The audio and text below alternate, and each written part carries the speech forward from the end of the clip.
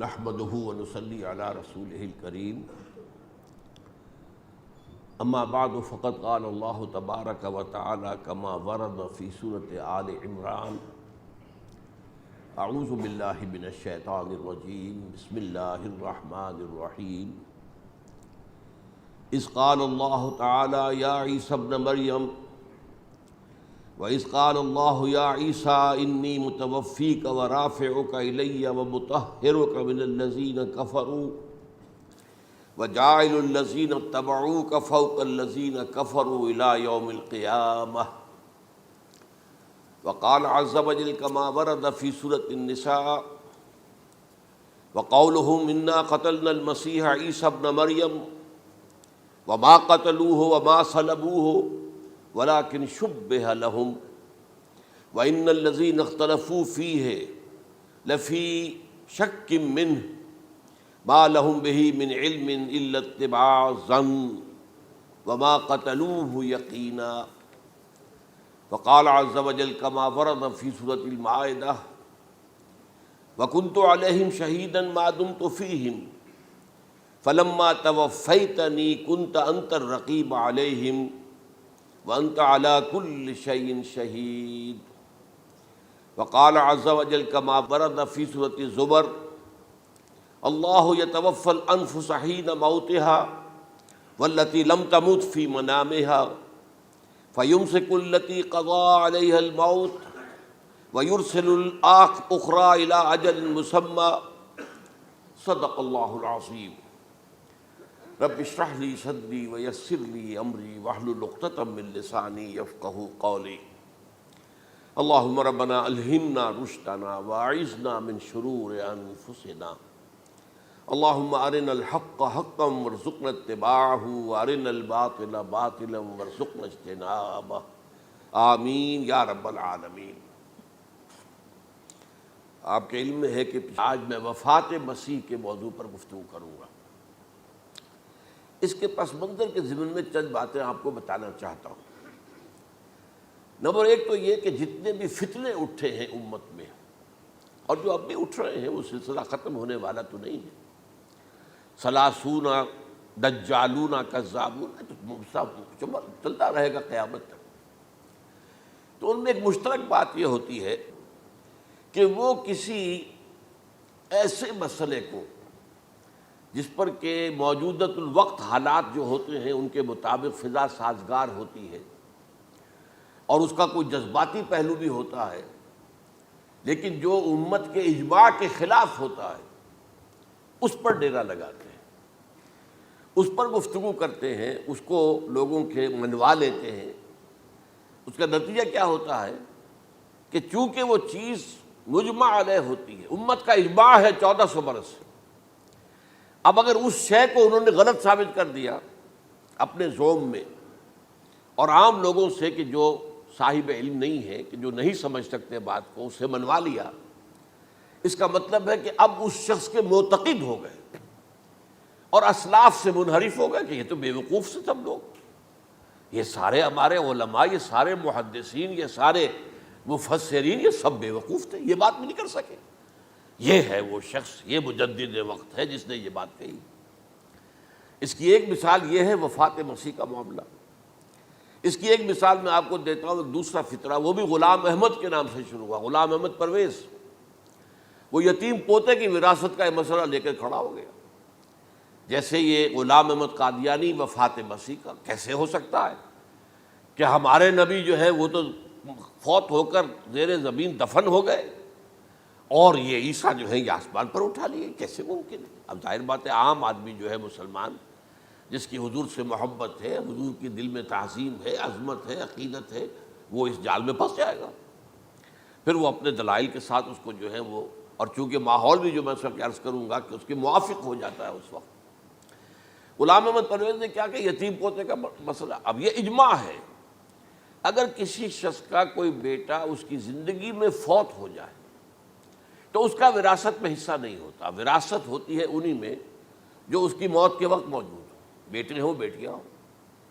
اب اگر جو فوت شدہ بیٹا ہے اس کے کوئی یتیم بچے ہیں تو اب اس میں بڑی ایک جو ہے دلیل، دیکھیے جی یتیم بچے بیچارے وہ محروم ہو گئے، یتیم بچوں کا تو زیادہ حق ہونا چاہیے۔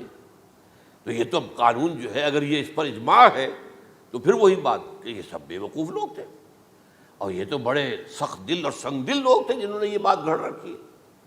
یہ میں نے آپ کو دو مثالیں دے دی۔ اب ظاہر بات ہے کہ جو اسلام کا قانون میراث ہے، قانون وراثت ہے، اس کی کچھ بنیادیں ہیں، اس کے کچھ اصول ہیں، ان اصولوں پر وہ کھڑا ہے اور اس کے مطابق جو فیصلہ ہے وہ ہے۔ تو بہرحال یہ میں نے آپ کو مثال دی ہے کہ کسی ایسے مسئلے کو لے کر اس پر ڈیرا لگا لینا، مورچہ بنا لینا، اس سے اپنی عقیدت پیدا کر لینا، اسلاف سے برگشتہ کر دینا کہ یہ کوئی لوگ سمجھدار نہیں تھے، یہ بے وقوف لوگ تھے، جاہل لوگ تھے۔ اچھا، اب اسی پس منظر میں سمجھیے کہ 19ویں صدی کے اواخر میں کیا صورتحال ہندوستان میں ہو گئی تھی۔ انگریز آ گیا تھا اور 1857 کے بعد اس کی براہ راست حکومت قائم ہو گئی تھی۔ اس سے پہلے 1757 سے 1857 تک جو بھی حکومت تھی، ایک تو پورے ہندوستان پر نہیں تھی، لیکن یہ کہ جو بھی تھی وہ ایسٹ انڈیا کمپنی کی تھی، تاج برطانیہ کی نہیں تھی۔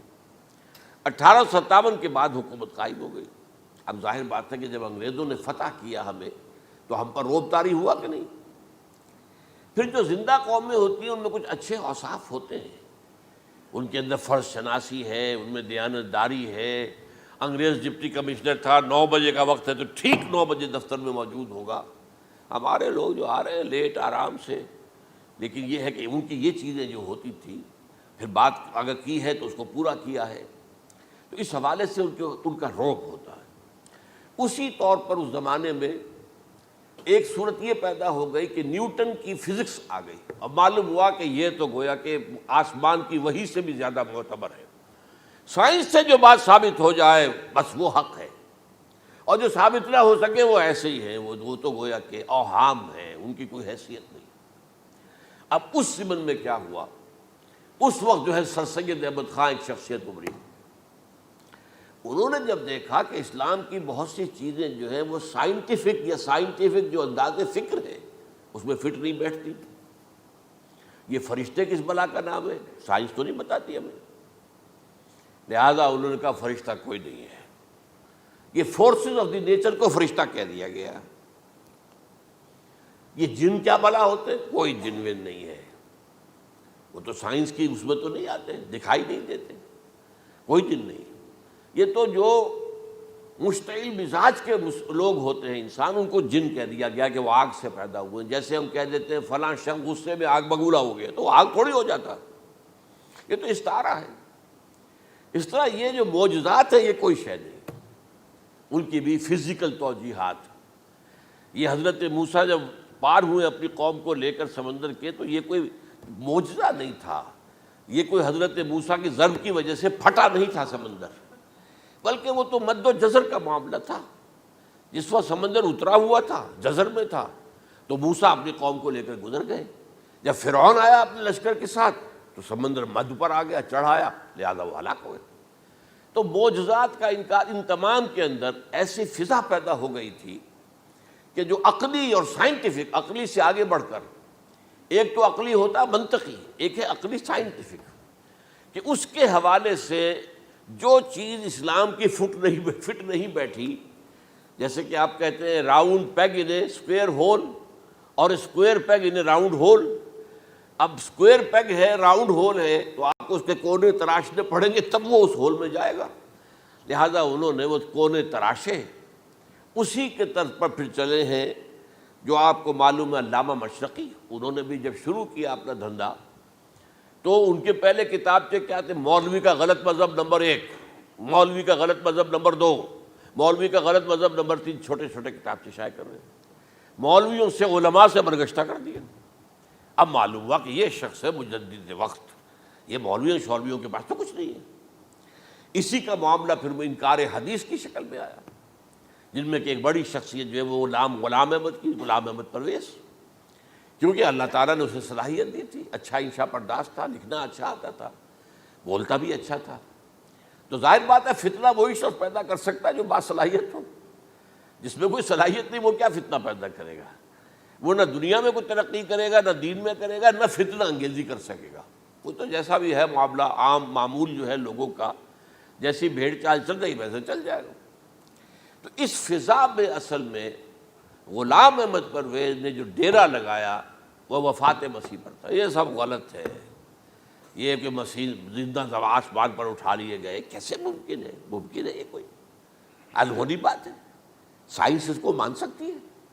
وہ تو اصل میں ٹھیک ہے، ان کا کہنا کیا ہے کہ مسیح کو سولی تو چڑھایا گیا تھا لیکن وہ اس پر مرا نہیں، فوت نہیں ہوا، موت واقع نہیں ہوئی۔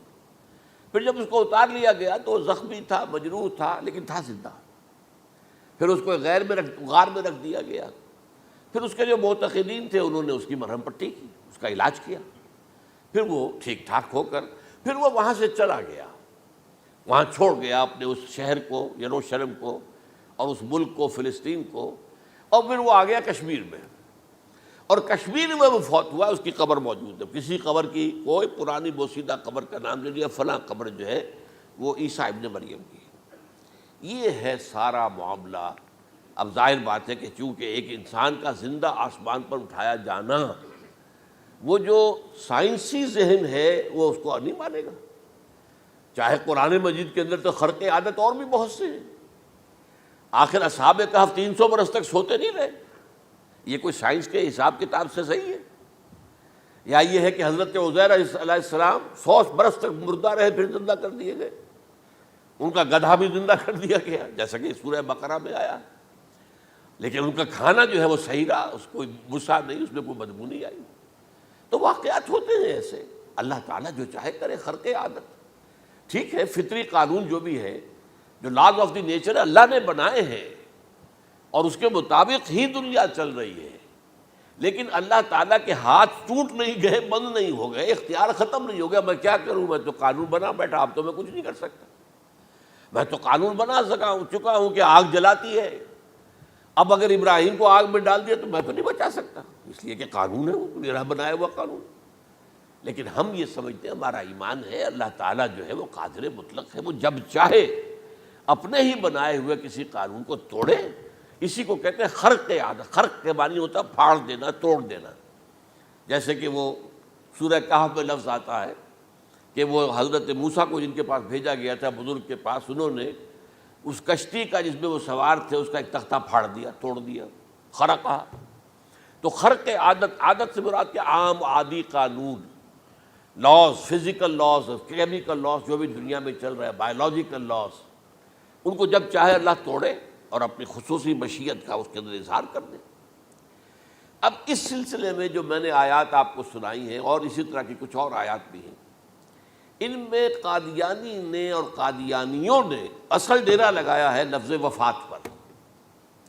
اصل میں یہ لفظ کیا ہے؟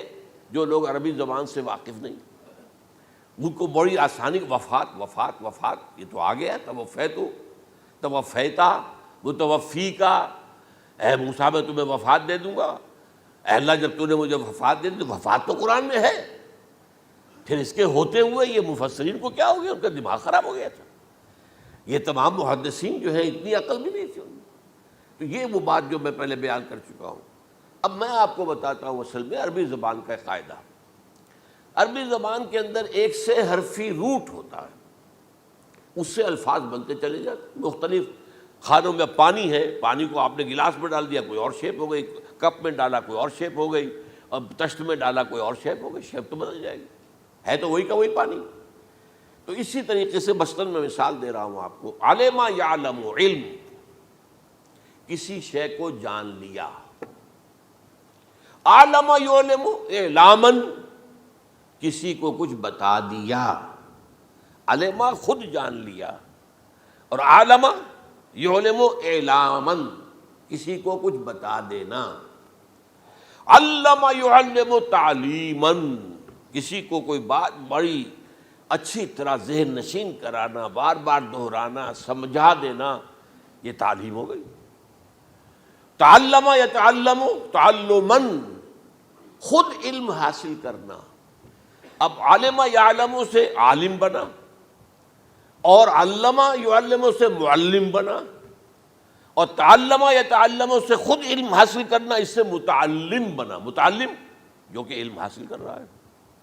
اسی طرح استعلام، علم حاصل کرنا، کسی چیز کے بارے میں جسے ہندی میں کہتے جانکاری حاصل کر لینا، اویئرنیس حاصل کر لینا۔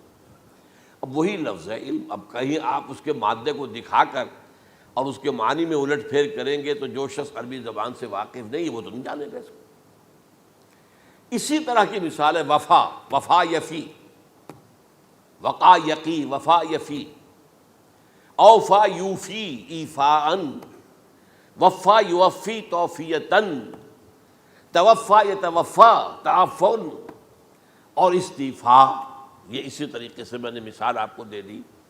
وفا یفی کے مادے سے اس مصدر سے کوئی لفظ قرآن میں نہیں آیا، لیکن اردو میں آپ کو معلوم ہے نا بڑا پیارا مصرع ہے، وہ وعدہ ہی کیا جو وفا ہو گیا۔ بھئی وعدہ وفا کرو، وعدہ پورا کرو، اس کے معنی ہے پورا کر دینا، کسی کو کوئی چیز پوری دے دینا۔ اور اس کے بعد اوفا یوفی، اس کے معنی بھی وہی ہے، بھرپور۔ اس سے بنے گا اوفو بعہدی اوف بعہدکم، یہ جو سورہ بقرہ کے 5ویں رکوع میں آیا ہے، یہودیوں تم میرے عہد کو پورا کرو تو میں تمہارے عہد کو پورا کروں گا، تم میرے عہد کو پورا کرو۔ میں نے تم سے عہد لیا تھا کہ جو رسول نبی امی آئیں گے، نبی رسول امی، اس کو تمہیں ماننا ہے، اس کا ساتھ دینا ہے۔ اوفو بعہدی، اب اس عہد کو پورا کرو۔ اوف بعہدکم، تو میں تمہارے ساتھ برکات خیرات جیسی پہلے رہی ابھی باقی رکھوں گا۔ وفا یوفی، پورے اہتمام سے پورا کر دینا، کسی کو دے دینا چیز پورے اہتمام کے ساتھ، جیسے علم یعلم، پورے اہتمام کے ساتھ درجہ بدرجہ ایک بات ذہن نشین کرنا۔ یوفی، اس کا جیسے وَإِبْرَاهِيمَ الَّذِي وَفَّى، ذرا اس ابراہیم کا تذکرہ کرو جس نے سارے تقاضے جو اللہ کے تھے پورے کر دیے، بھرپور۔ جو امتحان آیا اس میں وہ ثابت قدم نکلے۔ توفا یا توفا، یہ آیا کسی شے کو پورا پورا لے لینا۔ اب ایک ہے پورا پورا دے دینا، ایک ہے پورا پورا لے لینا، ایک ہے کسی کو علم دینا، علم یعلم تعلیما، کسی کو پورا دینا، وفا یوفی توفیتاً، کسی سے علم حاصل کرنا، تعلم یتعلم تعلما، کسی سے پورا پورا لے لینا ہے، توفا یتوفی، اور اسی طرح استیفاء، کسی سے پورا لے لینا۔ یہ لفظ آیا ہے ویل للمطففین الذین اذا اکتالوا علی الناس یستوفون واذا کالوہم ووزنوہم یخسرون۔ ہلاکت و بربادی ہے ان ڈنڈی مارنے والوں کے لیے جو جب تول کر لیتے ہیں تو پورا لیتے ہیں، اور جب دیتے ہیں تو اس میں کمی کر دیتے ہیں، ڈنڈی مار جاتے ہیں۔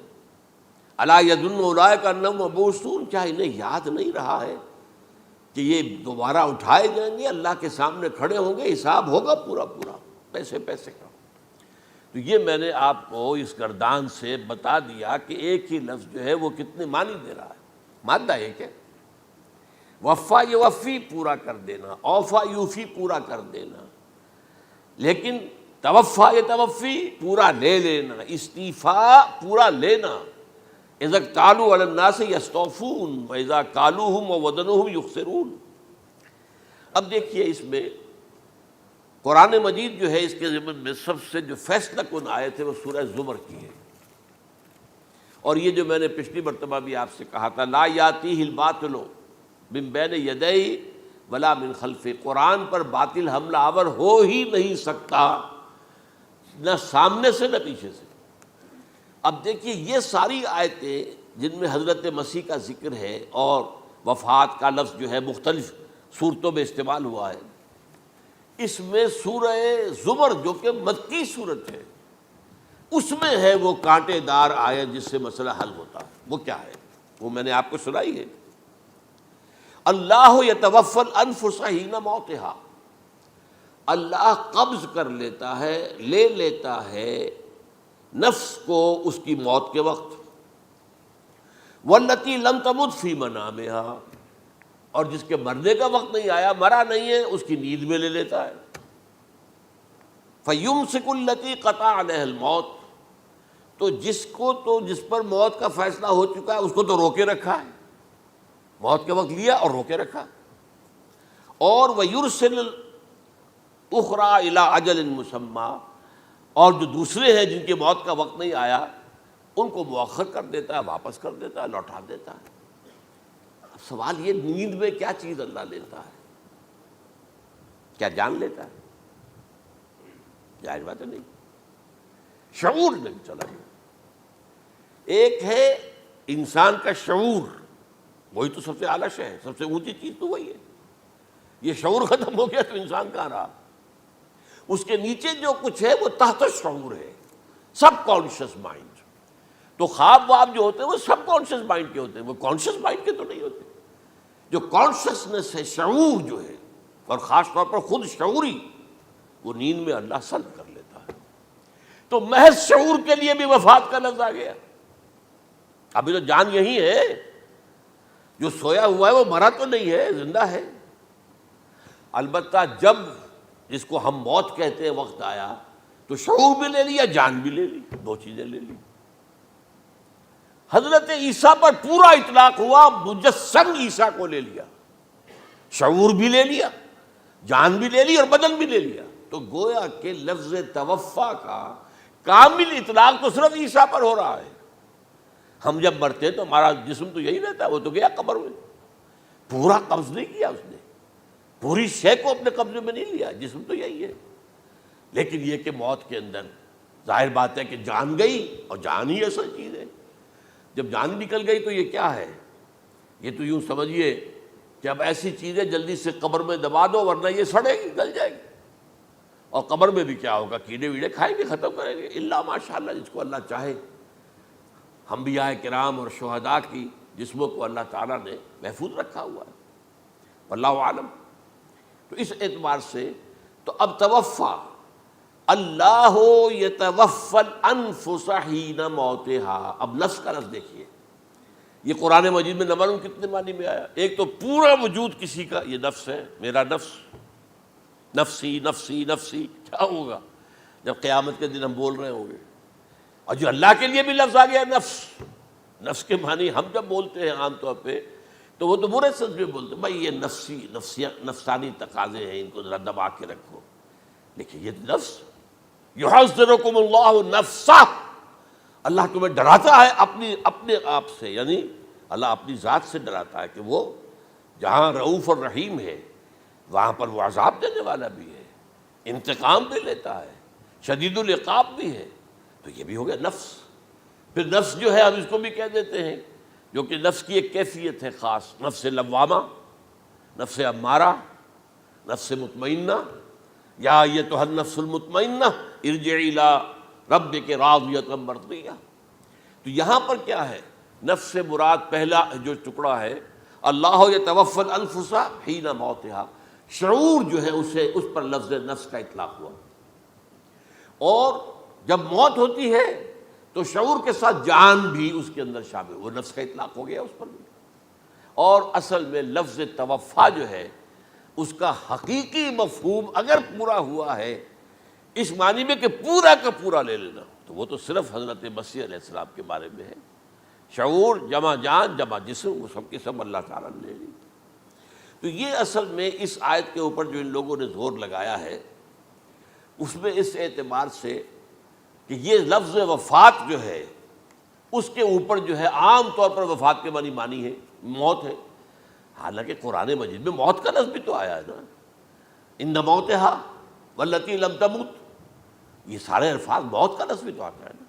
لیکن یہ کہ وفات کا لفظ بھی ہے، کوئی شک نہیں ہے، حضور کی وفات ہو گئی، فلاں کی وفات ہو گئی، یہ بھی ہے، لیکن یہ اس کا ایک استعمال ہے۔ وفا یفی، اوفا یوفی، وفا یوفی، توفا و یتوفی، استیفا یستعفی، یہ سارے الفاظ اسی سے وفا کے لفظ سے بن رہے ہیں۔ اب یہ کہ اس کے ضمن میں عقلی بات آپ کے سامنے رکھنا چاہتا ہوں۔ یہ تو میں نے آپ کے سامنے اس لفظ کے حوالے سے، کیونکہ سارا ڈیرا اس لفظ پر ہے ان کا۔ دیکھیے پہلی بات عقلی طور پر یہ ہے جو قرآن سے ثابت ہے، رسول کبھی قتل نہیں ہو سکتا اور رسول کبھی مغلوب نہیں ہو سکتا۔ اس میں فرق ہے نبی اور رسول کا، نبی قتل ہو سکتا ہے، رسول قتل نہیں ہو سکتا۔ اب یہ علیحدہ بحث ہے، نبی کون ہوتا ہے، رسول کون ہوتا ہے۔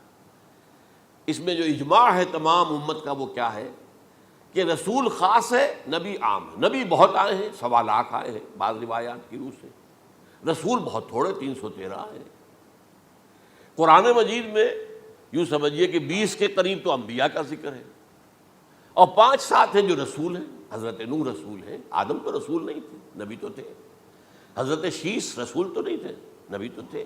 حضرت ادریس رسول تو نہیں تھے، نبی تو تھے۔ نبی تو رسول جو ہے پہلے وہ تو حضرت نوح ہے۔ تو اس طریقے حضرت جو ہود ہیں، پھر حضرت صالح ہیں۔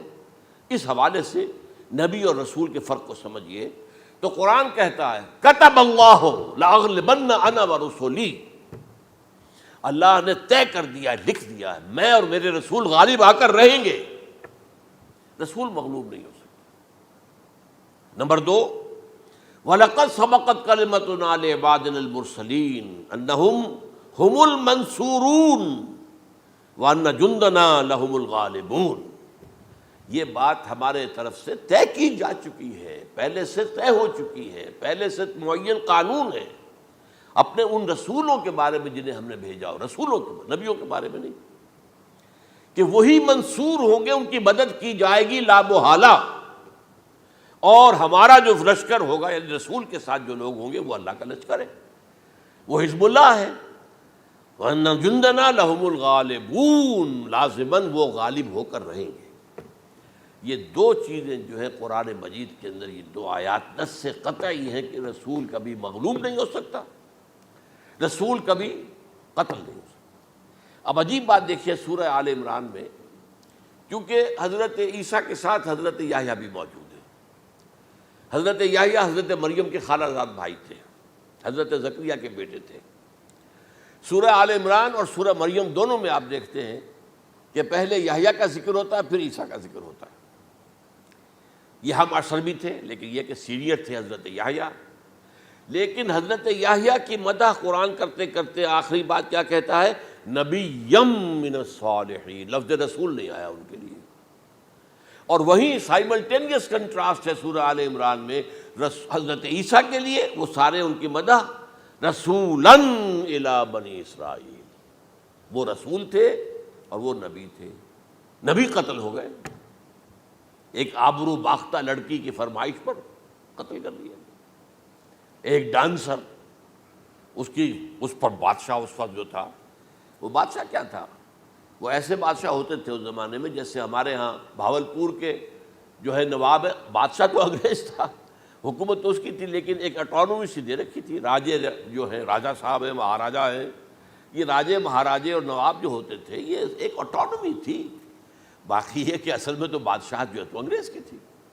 تو اسی طرح کی ایک اٹانومی جو ہے حکومت وہاں اس وقت تھی اصل میں رومیوں کی، اس کا گورنر وہاں موجود تھا پائلیٹس پونٹس، لیکن یہ کہ انہوں نے یہودیوں کو ایک مذہبی اٹانومی دے رکھی تھی۔ چنانچہ ہیڈرن ان کا ادارہ تھا، دارالقضاء، جہاں چوٹی کے ان کے فقہاء اور لیڈر جو تھے، ربائی، وہ بیٹھتے تھے اور فیصلے کرتے تھے۔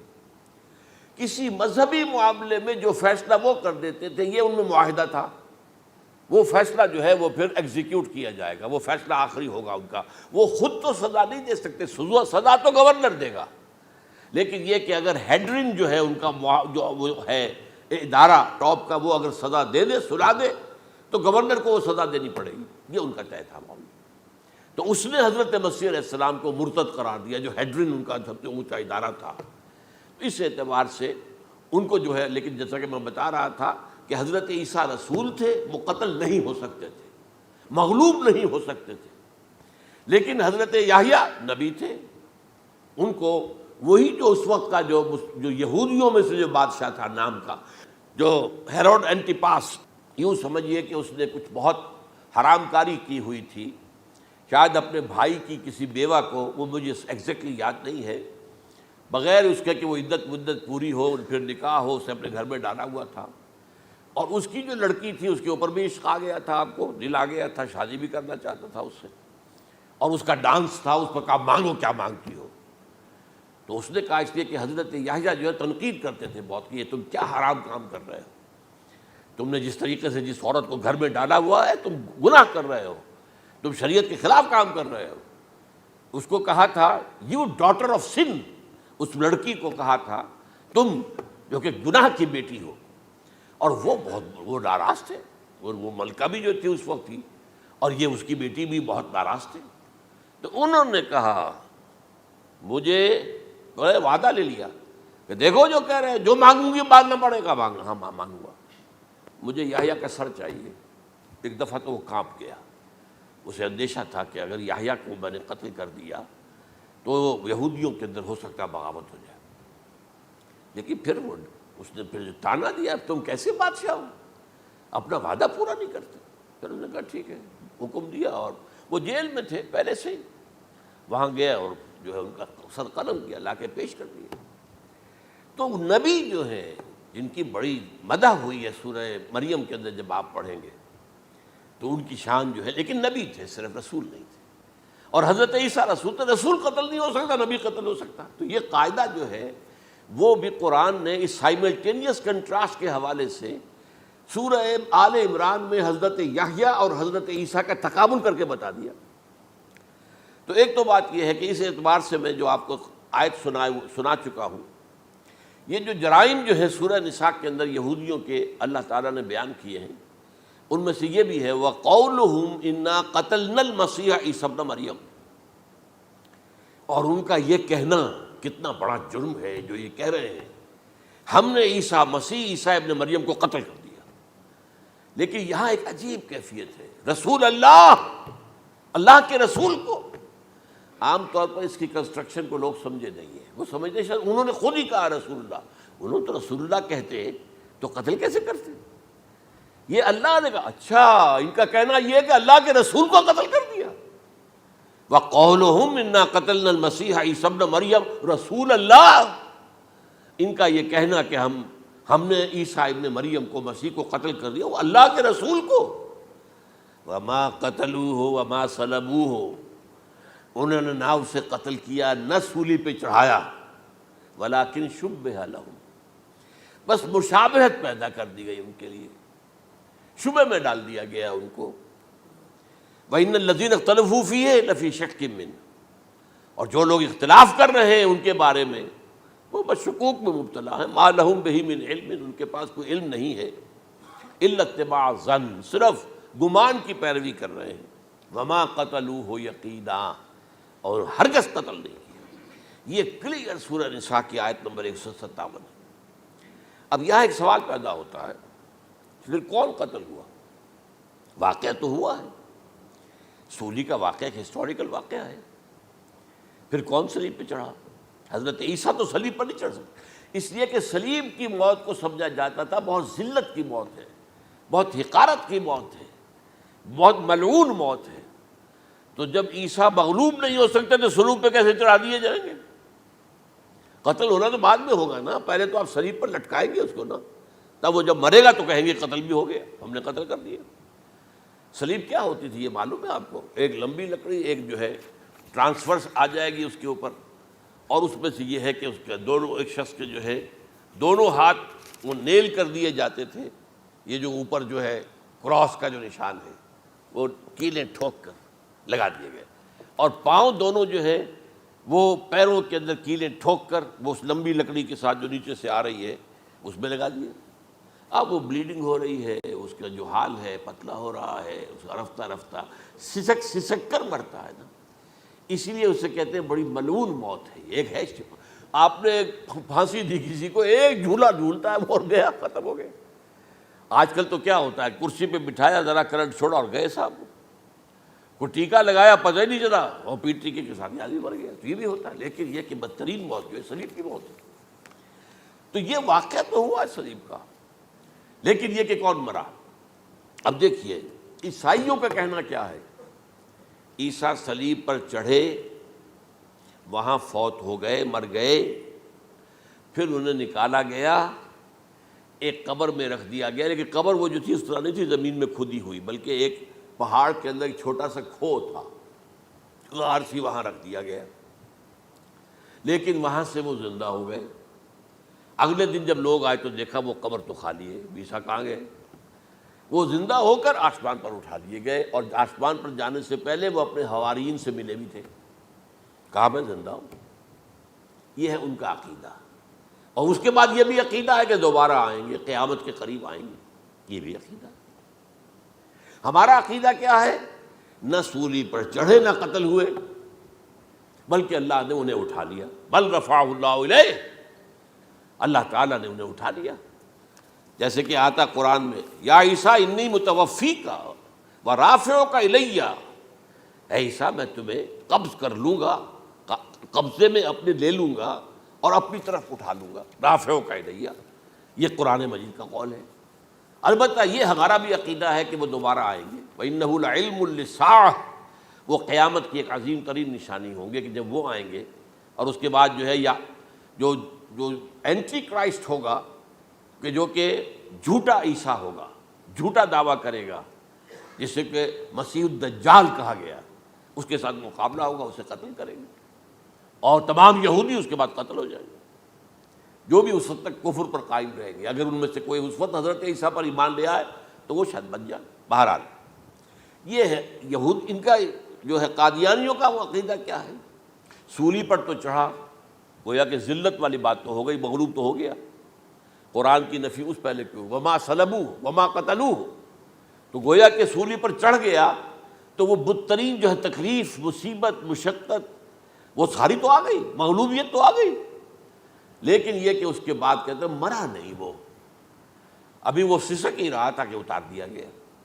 اس کے بعد اس کے جو شاگرد تھے، حواری تھے، انہوں نے مرہم پٹیاں کی، پھر وہ ٹھیک ہو کر چلا گیا کہیں اور، ہجرت کر گیا اپنی قوم سے جو ان کے خیال میں کشمیر ہے، اور یہاں آ کر وہ تبھی موت مر گیا، بات اللہ اللہ ختم ہوا معاملہ۔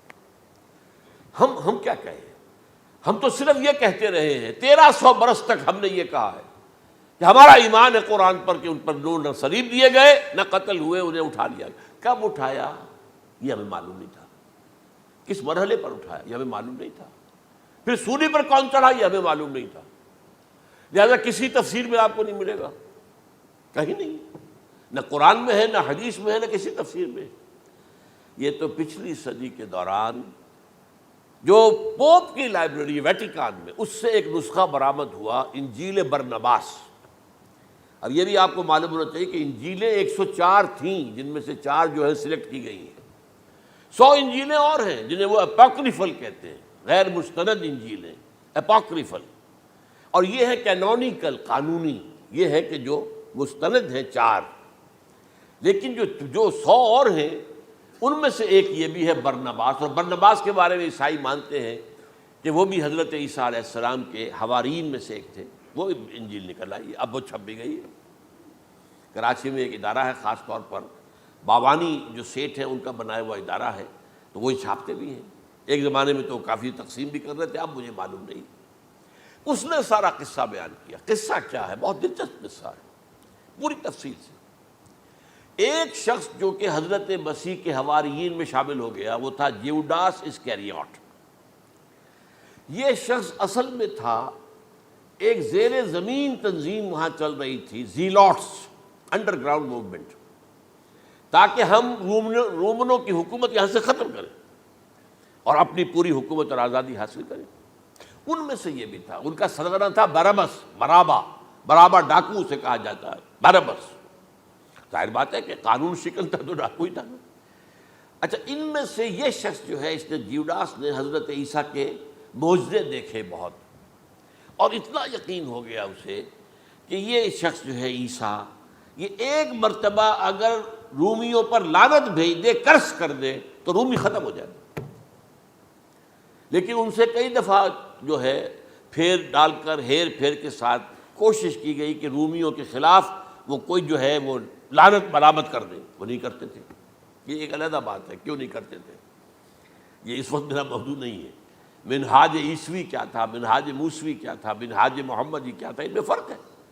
لِكُلٍّ جَعَلْنَا مِنْكُمْ شِرْعَةً وَمِنْہاجًا، سورہ مائدہ میں آیا، تمام رسولوں کے لیے ہم نے ایک ایک منہاج، ایک ایک شریعت علیحدہ علیحدہ دی ہے۔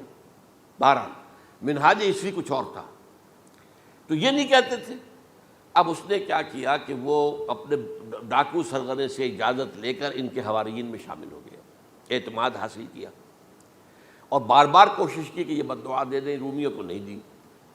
اب اس نے سوچا کہ انہیں اگر ذاتی طور پر تکلیف پہنچے گی تو زبان سے کلمہ نکل ہی جائے گا نا کوئی لعنت کا. اس نے پکڑوایا حضرت عیسیٰ کو، کیونکہ جب یہ فیصلہ ہو گیا تھا ان کے قتل کا، ہیڈرن جو ہے ادارہ وہ دے چکا تھا، اس کا فتویٰ تھا یہ واجب القتل ہے، یہ مرتد ہے، لہذا اس کو قتل کر دیا جائے. اور یہ فیصلہ جو ہے وہ رومی گورنر تک پہنچایا جا چکا تھا. رومی گورنر نے یہاں تک کہا، یہ سینٹ جو متی کی انجیل ہے اس میں موجود ہے، بھائی ہمارے پاس تو اس کا کوئی جرم نہیں ہے، ہمارے ہاں کوئی ایسی بات اس کی نہیں ہے جس سے کہ ہم اسے واجب القتل قرار دیں. ان کا نہیں، ہمارا حکم ہے، ہمارا فیصلہ تمہارا طے ہے، چاہے مذہبی معاملے میں کوئی فیصلہ ہمارا ہوگا تو تمہیں جو ایگزیکیوٹ کرنا ہوگا. بہرحال اس وقت حضرت مسیح روپوش ہو گئے گرفتاری سے بچنے کے لیے. ایک باغ میں تھے وہ، وہاں پر رات کے وقت انہوں نے اپنے حواریین کے ساتھ لاسٹ سپر کہتے ہیں اس کو، لاسٹ سپر کھانا کھایا، آخری کھانا تھا. اور اس کے بعد اس نے فرمایا آج کی رات تم میں سے ایک میرے خلاف غداری کرے گا. یہ کہہ کر حضرت مسیح تو ایک کوٹھڑی میں چلے گئے جو ہوتی ہے باغ کے اندر، کوئی کھرپے ورپے جو ہے، کوئی وہاں پہ کسیاں رکھی ہوئی، تو اس میں خود جا کر عبادت میں مصروف ہو گئے. اپنے حواریین سے کہا کہ تم بھی عبادت کرو. وہ حواریین سو گئے. اب یہ اسکریوٹ جو ہے یہ اٹھا، یہ گیا رومیوں سے جا کر کہا میں پہنچا دیتا ہوں عیسیٰ تک، پکڑوا دیتا ہوں، آؤ میرے ساتھ. 30 ان کے آدمی آئے. وہ اس سے کہا باغ کے باہر کھڑے رہو تم، میں اندر جاؤں گا، تھوڑی دیر کے بعد تم آنا، جسے میں کہوں اے میرے استاد پکڑ لینا اسی کو. یعنی رومنز کو معلوم نہیں تھا کہ یہ کون ہے عیسیٰ، لیکن یہ کہ یہ تو یہودیوں کو معلوم تھا نا سب کچھ. ہوا کیا کہ وہ جب اندر آیا ہے اور کوٹھڑی میں داخل ہوا، اسی وقت اس کی شکل بدل دی گئی حضرت مسیح کی. شبہ لہم، مشابہت پیدا کر دی گئی، شبیہ بدل دی گئی، اور چھت پھٹی، 4 فرشتے اترے اور حضرت مسیح کو لے کر آسمان پر چلے گئے. تو باہر آیا وہ، تو جیسے ہی وہ یہ باہر آیا وہ باقی ہماری جان گئے اے ہمارے استاد. اسی وقت جو ہے وہ رومی داخل ہو گئے تو پکڑ لیا. تو اصل میں گرفتار ہوا ہے برنباس کی انجیل کے مطابق یوڈاس اسکریوٹ، وہ سولی چڑھا ہے. لعنتی موت اس پر آئی، کیوں آئی ہے؟ غداری کی اس نے، بٹرے کیا حضرت مسیح علیہ السلام کو. تو وہ تو مستحق تھا، کوئی ظلم نہیں تھا. اگر عیسیٰ کی جگہ کسی اور کو دے دیا جاتا ایسے کسی کو پکڑ کر تو وہ تو ظلم ہو جاتا نا، اس کا تو کوئی جرم نہیں تھا. تو یہ تو واقعی مجرم تھا. وہ سولی چڑھا ہے اور حضرت عیسیٰ کو اٹھا لیا. یہ ہے وہ ساری تفصیل جو کہ انجیل برنباس کے اندر موجود ہے. The gospel of our Lord according to saint Barnabas, یہ اس کا نام ہے. ایونجیلیم برنابے، یہ جو ہے یونانی زبان میں اس کا نام ہے یا لیٹن میں. بہرحال یہ ہے معاملہ. تو پہلی بات تو یہ ہے کہ عقلی طور پر رسول نہ مغلوب ہو سکتا ہے نہ قتل ہو سکتا ہے. ہمارا عقیدہ ہے وہاں ماں صلبوہ و ماں قتلوہ. لیکن یہ کہ اگر یہودی، اگر جو قادیانی مانتے ہیں سولی چڑھ گئے تو صلیب تو ہو گئی، قرآن کی نفی تو ہو گئی، ہاں مرا نہیں، یہ دوسری بات ہے. دوسری بات یہ ہے کہ رسولوں کے باب میں اللہ کا قانون کیا ہے. اگر کسی قوم کی طرف رسول کو بھیجا اور اس قوم نے بحیثیت مجموعی انکار کر دیا، رد کر دیا، ریجیکٹ کر دیا، پوری قوم ہلاک، اور رسول اور اس کے جو چند ساتھی ایمان لے آتے تھے وہ وہاں سے ہجرت کر کے چلے جاتے تھے. لیکن ہجرت کر کے جاتے تھے تو اس کے بعد کسی اور مقام پر کریں گے اہل نظر تازہ بستیاں آباد. پھر وہاں پر ایک قوم انہوں نے جو ہے اپنا مرکز بنایا، ایک نئی امت کھڑی ہو گئی. اس کی سب سے بڑی مثال کیا ہے؟ قوم عاد ختم ہوئی حضرت ہود علیہ السلام کو ریجیکٹ کرنے کے باعث، ہلاک کر دی گئی. حضرت ہود علیہ السلام اپنے ساتھیوں کو لے کر، یہ قوم عاد تھی عرب کا جزیرہ نما، عرب کے جنوبی علاقے کے اندر جو اب صحرا ہے، بہت بدترین صحرا ہے، الربع الخالی جسے کہتے ہیں، خالی ہے، وہاں کوئی زندگی کے آثار ہے ہی نہیں، نہ کوئی پتیاں ہیں، نہ کوئی گھاس ہے، نہ کوئی انسان ہے، نہ کوئی حیوان، کچھ نہیں. الربع الخالی بدترین صحرا ہے. وہ صحرا ایسا ہے کہ اس کے اندر کوئی چیز ٹکتی نہیں ہے، جو چیز اوپر ہوگی وہ دھستی چلی جائے گی، اندر چلی جائے گی. ورنہ عام صحرا کے اندر ریت کے اوپر اونٹ بھی چلتا ہے، انسان بھی چلتے ہیں، لیکن اس میں نہیں. تو یہاں پر قوم عاد جو ہے آباد تھی، اور اب جو ہے وہ سیٹلائٹ سے دیکھ لیا گیا ہے کہ قوم عاد کا جو بڑا بادشاہ تھا شداد، اس نے جو جنت بنائی تھی وہ موجود ہے، زیر زمین اسی صحرا کے نیچے دفن شدہ موجود ہے، جس کو کہا گیا ہے الم تر کیف فعل ربک بعاد ارم ذات العماد التی لم یخلق مثلها فی البلاد، ایسے ایسے ستونوں والا جیسے پہلے دنیا میں بنے ہی نہیں تھے۔ وہ قوم عاد تھی، بڑی زبردست قوم تھی، قوم جبارین، لیکن یہ کہ اس کے بعد ہلاک ہو گئی۔ اب حضرت ہود اپنے مسلمان ساتھیوں کو لے کر نکل گئے، جزیرہ نما عرب کے مغربی کونے میں جا کر، شمال مغربی کونے میں آباد ہو گئے، وہاں ایک نئی قوم پیدا ہوئی سمود۔ اب یہ اسلامی بستی بن گئی، لیکن اس کے اندر بھی پھر بعد میں زوال آیا، پھر وہاں نبی بھی آئے، لیکن اس کے بعد یہ کہ آخری رسول بھیجے گئے حضرت صالح، اور وہ بھی ہلاک ہوئے کیونکہ حضرت صالح کو انہوں نے رد کر دیا۔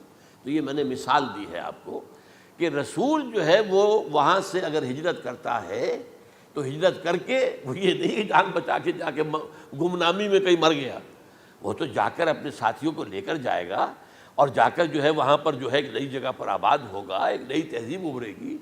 تو یہ تو نہیں ہوا، یہ گمنام ہو کر آ کر کشمیر میں مر گیا تو اس کی کیا حیثیت ہوئی؟ حضرت عیسیٰ علیہ السلام یا تو اگر ہجرت کرتے، یا جب انہیں معلوم ہو گیا تھا کہ میرے قتل کا فتویٰ ہو گیا ہے، تو آپ وہاں سے ہجرت کر سکتے تھے، لیکن اپنے ساتھیوں کو تو لے کر جاتے نا، اپنے حواریین کو لے کر جاتے، اور کہتے ہیں 12 حواریین کے علاوہ اور بھی کوئی 70 کے قریب لوگ تھے جو ان پر ایمان لائے تھے، ان کو لے کر جاتے، کسی جگہ جا کر آباد ہوتے، وہاں ایک نئی جو ہے بستی بنتی، وہاں مسلمانوں کی ایک آبادی ہوتی۔ تو ان میں سے تو کوئی شے بھی نہیں ہوئی، بات ہی ختم ہو گئی۔ لہذا عقلی طور پر بھی یہ بات ثابت نہیں ہو سکتی، خلاف عقل ہے، قرآن کے اصولوں کے خلاف ہے کہ وہ سولی چڑھے ہوں لیکن مرے نہ ہوں، پھر اتر گئے تو مرہم پٹی کر دی۔ اچھا، کیا رومنوں کو اور یہودیوں کو پتہ نہیں چلا کہ مریم پٹی ہو رہی ہے اس کی اور عیسیٰ مرا نہیں ہے؟ اگر ان کے پتہ چل جاتا تو کیا وہ چھوڑ دیتے؟ اب مرہم پٹی کے بغیر تو 12 جو شخص سولی پر لٹکا رہا ہے وہ تو تقریباً مردہ ہی ہوتا ہے نا۔ وہ چلیے ہو سکتا ہے کہ کوئی ایسا امکان ہو کہ اس کی نبض ابھی چل رہی ہو اور وہ اتار لیا جائے اور مرہم پٹی کر لی جائے تو بچ جائے، لیکن یہ کہ پھر اس کے بعد وہ اگر وہاں سے ہجرت کرتے تو وہاں سے وہ اپنے حواریین کو لے کر جاتے اور کسی نئی جگہ پر جا کر آباد ہوتے۔ ان دونوں اعتبارات سے یہ بات ناقابل قبول ہے، ناقابل یقین ہے۔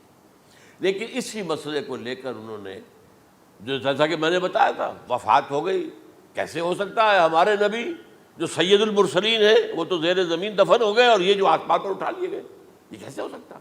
بس اس کے اوپر عام لوگ جو ہیں وہ متاثر ہوئے، اور خاص طور پر وہ سائنٹیفک مائنڈ جو بن گیا تھا، تو چونکہ سائنس کے اس خاکے کے اندر وہ بات فٹ نہیں بیٹھتی، لہٰذا ان لوگوں نے اس کو قبول کیا۔ اب یہ کہ یہ جو واحد استثناء ہوا ہے یہ کسی اور کے ساتھ نہیں ہوا۔ ویسے حضرت مسیح کی پوری شخصیت مستثنیٰ ہے، بن باپ کے تو کوئی اور رسول پیدا ہوا ہی نہیں، نہ نبی پیدا ہوا۔ پھر وہ معجزے جو حضرت مسیح کو ملے کسی نبی کو نہیں ملے۔ حضرت صالح کو ایک ہی معجزہ ملا تھا نا ایسا کہ لوگوں نے کہا کہ تم یہ اس چٹان میں سے ابھی ایک گابن اونٹنی برآمد کر کے دکھا دو، وہ دکھا دی گئی، پھر ہلاک کر دیے گئے۔ لیکن جو اور معجزے حضرت مسیح کو دکھائے ہیں وہ بچپن میں بولے ہیں، گود میں تھے یا پگھوڑے میں تھے، بولے ہیں انی عبداللہ آتانی الکتاب و جعلنی نبیہ۔ یہ بات نہ ہوتی تو حضرت مریم کے کیا حشر کرتی قوم کہ تمہاری بغیر شادی کے یہ کہاں سے لے آئی ہو تم، یہ تو ولد الزنا ہے۔ پھر تو یہ سارا معاملہ جو ہے حضرت عیسیٰ بولے ہیں وہاں پہ، خود وہ بچہ بولا ہے۔ اب اس کے بعد بولنے کی لوگوں کے اندر کیا گنجائش تھی؟ زندہ کو مردہ کر دینا، ثم باذن اللہ، مردہ زندہ ہو گیا۔ اور تخلیق حیات، ایک پرندہ بنانا گارے کا، پھونک مارنا اور اڑتا ہوا پرندہ بن جائے، ایک کوڑی کے جسم پر ہاتھ پھیرنا اور کوڑ ختم، ایک مادرزاد اندھے کی آنکھوں پر ہاتھ پھیرنا اور بینائی آ گئی۔ یہ سارے معجزات مستثنیٰ شخصیت ہے۔ ان کا یہ استثناء کیوں کیا گیا، یہ بڑی تلخ بات ہے، یہ یاد کر لیجیے، کیونکہ یا تو قوم اسی وقت ہلاک کر دی جاتی جیسا کہ ہوا قوم نوح، قوم ہود، قوم عاد، قوم سمود، قوم شعیب، یہ ہوا کہ نہیں ہوا؟ اور سدوم اور عمورہ کی بستیاں جہاں حضرت لوط بھیجے گئے، اور آل فرعون جو ہلاک کیے گئے، یا تو پوری قوم ہلاک کی جاتی؟ نہیں، یہ یوں سمجھیے کہ اس پورے معاملے کو درمیان میں سے ایک وقفہ دے دیا گیا، حضرت عیسیٰ کو اٹھا لیا گیا۔ اور حضرت عیسیٰ دوبارہ آئیں گے۔ یہ کیوں کیا گیا؟ اب اس میں بڑی تلخ بات آپ سے کہہ رہا ہوں، یہ آپ کے لیے قبول کرنا آسان نہیں، حلق سے نیچے اٹھنے کی مشکل سے۔ اس قوم کو زندہ رکھا گیا ہے جو ملعون اور مغضوب علیہم قوم ہے۔ سب سورہ فاتحہ میں مفسرین لکھتے ہیں ضالین، یہ نصارہ ہیں، اور مغضوب علیہم یہ یہودی ہیں۔ اور قرآن کہتا ہے لعن الذین کفروا من اہل الکتاب علی لسان داؤد وعیسی ابن مریم، لعنت کی گئی ایک ملعون اور مغضوب قوم کے ہاتھوں۔ آخری امت محمد اور اس کا بھی بہترین حصہ، اس پر عذاب ان کے ہاتھوں آئے گا، عربوں پر عذاب یہودیوں کے ہاتھوں، اس لیے ان کو بچایا گیا۔ یہ میں نے کئی دفعہ واقعہ سنایا، مولانا اصلاحی صاحب بتایا کرتے تھے، کیونکہ وہ راجپوت تھے، یو پی کے راجپوت مشرقی حصے کے، کہ ہمارے ہاں کوئی نوجوان اگر کوئی بڑی گری ہوئی حرکت کرتا تھا تو اس کے سر پر چمار کے ذریعے، چمار کے ہاتھوں جوتا لگوایا جاتا تھا۔ اگر راجپوت کے سر پر راجپوت کا جوتا گرا تو چلو تکلیف تو ہوئی، لیکن یہ کہ راجپوت کا جوتا گرا ہے نا، پڑا ہے، لیکن راجپوت کے سر پر چمار کا جوتا، جس کو آپ انگریزی میں کہتے ہیں to add insult to injury, وہ تکلیف بھی ہے جوتا کھانے کی اور انسلٹ ہے کہ ایک چمار مار رہا ہے۔ یہ امت سب سے خیر امت ہے، کنتم خیر امت اخرجت للناس۔ اس کے لیے عذاب بھی بدترین آئے گا، اور کن پر آئے گا؟ اس امت کا جو اصل نیوکلیس ہے عرب، جس کے بارے میں حضور کی حدیث موجود ہے ویل للعرب، عرب کے لیے بہت بڑی ہلاکت ہے۔ اور آج ہماری نظر میں آ رہا ہے وہ ملعون اور مغضوب علیہم قوم ان کے سینے کے اندر خنجر کی طرح بھونکی گئی ہے، اور 30 کروڑ کے قریب عرب بے حمیتی، بے غیرتی، بزدلی، کمزوری، ذلت، مسکرت کی مثال بنے ہوئے۔ کوئی بول سکتا ہے اس اسرائیل کے خلاف؟ کوئی بول سکتا ہے؟ 30-35 لاکھ آدمی ہے اسرائیل کے اندر یہودی، اس سے زیادہ تو امریکہ میں 50 لاکھ کے قریب، کل 1.25 کروڑ آدمی ہے یہ یہودی پوری دنیا کے اندر۔ لیکن دیکھیے جو چاہتا کرتا ہے، جب چاہا اس نے عراق کے ایٹمک انسٹالیشن کو تباہ کر دیا، اور سعودی عرب کی فضا میں اس کو فیول کیا ہے انہوں نے، دوبارہ ری فیولنگ جو ہوئی ہے ان کے جہازوں کی، وہ سعودی عرب کی فضا میں ہوئی۔ یہ صورت جو ہے عربوں کے اوپر، اور اب جو آنا ہے آرمگیدان، کیونکہ پوری عیسائی دنیا یہودیوں کے قبضے میں ہے، اور یہ رومی ایک حدیث کی روح سے 80 علم لے کر حملہ آور ہوں گے تم پر، اور یہ ہوگا مڈل ایسٹ میں۔ آپ کو معلوم ہے پوری دنیا میں کہا جا رہا ہے 3rd ورلڈ وار جو ہونے والی ہے وہ مڈل ایسٹ میں ہوگی، اور میں ٹوائنبی کا قول آپ کو سنا چکا ہوں، 1950 کا قول ہے اس کا۔ یہ اس وقت تک تو سوال ہی پیدا نہیں ہوتا تھا، سارا تصادم جو ہو رہا تھا وہ ایک طرف روسی اور اس کے ساتھی تھے، روس اور اس کے ساتھی، دوسری طرف یہ مغربی یورپ اور امریکہ تھا۔ کوئی مسلمانوں اور عیسائیوں کی کسی جنگ کا تو کوئی امکان نظر ہی نہیں آتا تھا۔ لیکن ٹائنبی نے کہا ہے، جو سب سے بڑا فلاسفر آف ہسٹری ہے 20ویں صدی کا، کہ اب جو جنگ ہوگی بڑی، جو اس نیکسٹ سینچری کی، 21st سینچری کی، وہ در حقیقت کمیونزم کے درمیان اور کیپٹلزم کے درمیان نہیں ہوگی، بلکہ عیسائیوں اور مسلمانوں کے درمیان ہوگی۔ یہ میں اس کا حوالہ بھی پورا آپ کو دے چکا ہوں، اس نے یہ کہاں یہ بات کہی۔ تو یہ ہے، یہ بات جان لیجئے، اور مڈل ایسٹ میں ہوگی، گریٹر اسرائیل بنے گا۔ حدیث میں خبریں، یہ سارے مسلمان ممالک تمہارے ہاتھ سے نکل جائیں گے مسلمانوں، یہ عراق اور اردن اور یہ اور وہ، یہاں تک کہ ترکی، سعودی عرب کا بھی شمالی حصہ نکل جائے گا۔ البتہ مدینے کا جو ان کا پروگرام ہے اس کو اللہ نہیں پورا ہونے دے گا، مدینے میں داخلے کی ان کو اجازت نہیں ملے گی۔ بہرحال یہ سارا کچھ ہونے والا ہے۔ وہ وقت بھی آنے والا ہے کہ حضور کی ایک حدیث کے مطابق ایک شخص کے 1000 بیٹے ہوں گے تو 999 ختم ہو جائیں گے، ایک بچے گا۔ یہ وقت بھی آنے والا ہے کہ حضور فرماتے ہیں اتنی بڑی جنگ ہوگی، اتنی خوریزی ہوگی کہ پوری زمین اٹ جائے گی لاشوں سے۔ تو پرندہ جو ہے، کوئی ایک تو پرندے ہوتے ہیں کہ جو مردار خور ہے، گدھ ہے، وہ تو بڑی خوشی سے اتریں گے، تناول فرمائیں گے لاشوں کو۔ اسی طریقے سے کوے ہیں، چیلے ہیں، لیکن جو نفاست پسند پرندے ہیں وہ لاش کے اوپر اترنا نہیں چاہتے۔ تو ایک پرندہ اڑتا چلا جائے گا، اسے کہیں زمین پر اترنے کی جگہ نہیں ملے گی، لاشیں ہی لاشیں ہوں گی، یہاں تک کہ وہ تھک ہار کر اس کے جو ہے پر جواب دے جائیں گے، گرے گا تو لاش پر گرے گا۔ یہ وقت آنے والا، اور یہ یہودیوں کے ہاتھوں، یا یہودیوں کے جو سپورٹرز ہیں اس وقت، جو ان کے ہاتھ میں اعلی کار ہیں، ان کے ہاتھوں آنا ہے۔ میرے نزدیک اس کام کے لیے اس ملعون قوم کو، کہ جو حضرت عیسیٰ کے زمانے سے ملعون ہو چکی ہے، اس کو باقی رکھا گیا ہے، اسے یہ موقع دیا گیا ہے۔ اس نے اسرائیل بنا لیا ہے، تقریباً 2000 سال کے بعد وہ دوبارہ آ کر آباد ہوئے اس سرزمین میں جہاں سے نکال دیے گئے تھے 70 عیسوی کے اندر۔ یہ سارا کچھ کیوں ہو رہا ہے؟ تو در حقیقت میرے نزدیک واللہ عالم حکمت خداوندی اس میں یہ ہے، انہیں روک کر رکھا گیا ہے اور حضرت عیسیٰ کو اٹھا لیا، پھر وہی عیسیٰ آئیں گے اور انہی کے ہاتھ میں یہ ہلاک ہوں گے۔ سوائے اس کے، چونکہ جو ایک میں نے آپ کو کئی دفعہ حوالہ دیا ہے، فلاڈلفیا ٹرمپٹ ایک رسالہ نکلتا ہے پروٹیسٹنٹ عیسائیوں کا، انہوں نے یہ لکھا ہے، اس نے لکھا ہے ایک پرچے کے اندر کہ جب حضرت مسیح آئے گی اینٹی کرائسٹ ہوگا، وہ لکھا اس نے کہ وہ یہودی ہوگا، حالانکہ وہ پرو یہودی ہے۔ وہ جتنے بھی یہ جو کرسچن زائنسٹ ہیں، یہ تو یہودیوں سے بڑھ کر زائنسٹ ہیں، ان کے بڑے سپورٹرز ہیں۔ تو لیکن اس نے لکھا ہے اینٹی کرائسٹ ول بی اے جیو۔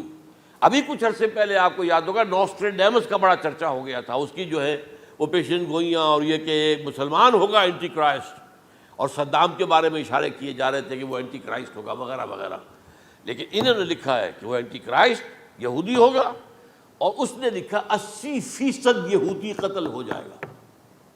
یہ میں نے ایک تعویل کی ہے اپنے ذہن میں کہ 20% شاید وہ ہوں جو حضرت عیسیٰ کی جو سیکنڈ کمنگ ہے، آمد ثانی کے موقع پر ان پر ایمان لے آئیں اور وہ بچ جائیں۔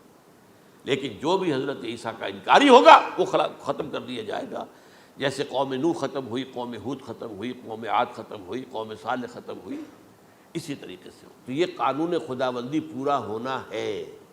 بس ایسے ہی ہے جیسے کسی کو پھانسی کا حکم تو ہو گیا ہو لیکن ابھی ایگزیکیوشن نہ ہوئی ہو، ہوتا ہے 2 سال 3 سال گزر جاتے کہ پھانسی کا حکم ہے لیکن یہ کہ اب وہ پھانسی نہیں ہو رہی ہے، وہ اپیلوں در اپیلوں معاملہ چل رہا ہے۔ یہ ہے میرے نزدیک واللہ عالم، اللہ تعالیٰ نے یہ کوڑا ان مسلمانوں کے لیے رکھا ہوا ہے کہ جن کے رتبے ہیں سوا، ان کی سوا مشکل ہے۔ جتنا اونچا مقام اللہ نے دیا عربوں کو، ان میں حضور کو اٹھایا، ان کی زبان میں اپنا آخری کلام نازل کیا، تو ان کی ذمہ داری بھی بہت ہے۔ جن کے رتبے ہیں سوا، ان کی سوا مشکل ہے۔ اقول قولی ھذا واستغفر اللہ لی ولکم ولسائر المسلمین والمسلمات۔